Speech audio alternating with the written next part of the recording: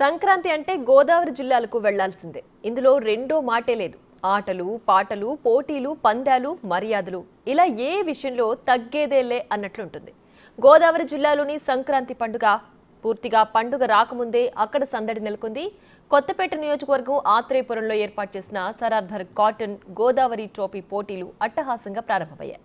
ఇవాళ ఆత్రేయపురం దగ్గర బొబ్బల్లంక, అమలాపురం పెద్ద కాలువలో ఈతల పోటీలు, పడవల పోటీలు జరిగాయి. 15 సంవత్సరాలలోపు పిల్లలు ఈతల పోటీల్లో పాల్గొన్నారు. అమ్మాయిలకు, అబ్బాయిలకు వేర్వేరుగా పోటీలు నిర్వహించారు. రాష్ట్ర పర్యాటక సినీ ఫోటోగ్రఫీ మార్చులు శ్రీ కందుల దుర్గేష్ గారికి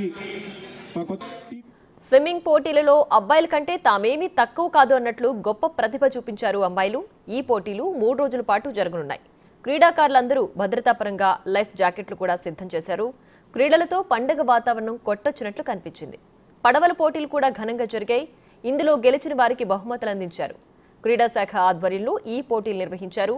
అంతరించిపోతున్న క్రీడలను వెలుగులోకి తీసుకురావాలని ప్రభుత్వం భావిస్తోందని మంత్రి తెలిపారు. యువతలో క్రీడా స్ఫూర్తిని పెంచడానికి ప్రభుత్వం చర్యలు తీసుకుందని చెప్పారు.